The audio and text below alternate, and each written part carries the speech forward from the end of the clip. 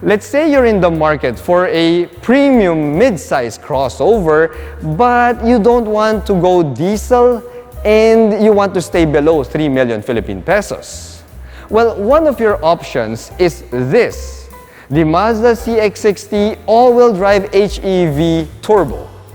The thing is, this base spec CX-60 has the same price as the larger CX-9 Black Edition. So in this video, we are going to find out what sets this CX-60 apart from its larger sibling. Let's do this.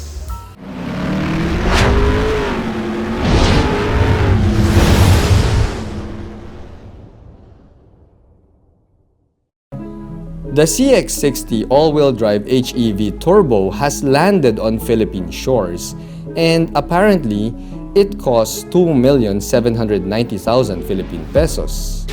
This is the same price as the larger CX-9 Black Edition, so it makes sense for us to ask, why the heck would you get this over the larger flagship Mazda SUV? This CX-60 is barely bigger than the CX-5, so the CX-9 would make more sense, won't it?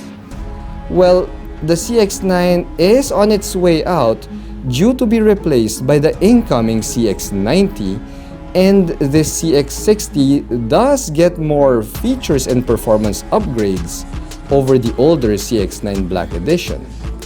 So what exactly are these newer features anyway? But before we find out, special thanks to Mazda Makati for providing the CX-60 all-wheel drive HEV Turbo to do this car feature. Here at Reagan's Rides, we do car reviews of SUVs, sports cars, trucks, and everything in between. So subscribe and hit the bell. With all due respect to the larger Mazda CX-9, it is a wonderful SUV, but nobody can deny the fact that it is an older platform. You see, this Mazda CX-60 here is part of Mazda's new large product group, which is an evolution of the current CX series. Now, it is clear that Mazda really wants to go upmarket with this model. What with this elegant front grille here that comes with these black slats and all of these bright chrome bits. Now, of course, we still get these fully adaptive LED headlight units, which is fantastic news considering that this CX-60, my friends, is just the base trim. The side profile is practically identical to the top spec CX-60 Diesel, although we do get some bits and pieces here to set this base model apart. For one, we do have bright chrome bits on the windows here versus the all-black affair of the CX-60 Diesel. And we also have a body-colored power folding side mirror housing here versus the black side mirrors of the CX-60 Diesel. Now, of course, we still get this front fender garnish here that proudly says Inline 6, which tells everybody that this CX-60 is equipped with an engine that is usually found in more premium European offerings. Now, when you check out the wheels and tires of the CX-60 Turbo, you'll see that we get the same size 20-inch alloy wheels here, although the wheels have been finished in a diamond cut finish versus the all-black found in the CX-60 Turbo Diesel. Now, as for the mechanical bits, well, they are identical to the sibling, to the CX-60 sibling. We get four-wheel disc brakes here, and for the suspension, we have a double wishbone front suspension and an independent multi-link rear suspension. Now, as for the ground clearance, well, it stands at 175 millimeters, which is exactly the same as, you guessed it, the CX-60 Turbo Diesel. Now, one of the biggest differences between this CX-60 and the larger CX-9 Black Edition can be found hiding underneath this engine cover.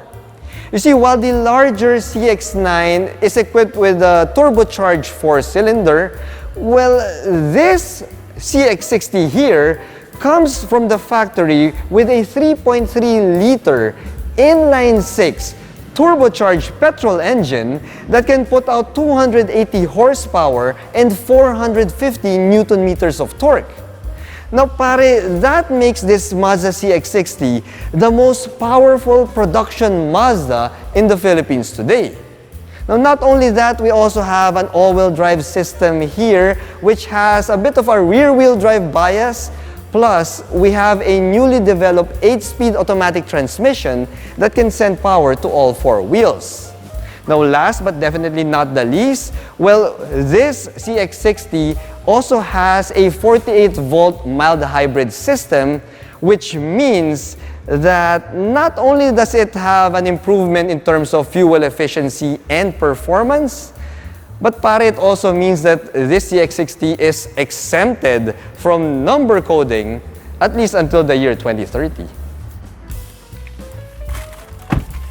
The base spec CX-60's cabin is mostly blacks here versus the CX-60 Diesel's tan interior, but we still get premium cabin materials here.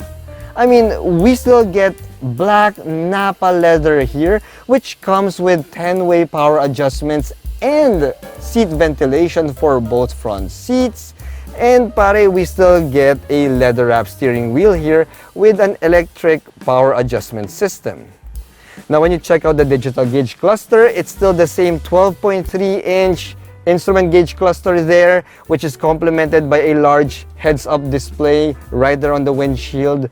Plus, we have a 12.3-inch touchscreen infotainment system that comes equipped with wireless Apple CarPlay, wired Android Auto, and the image of a 360-degree view camera.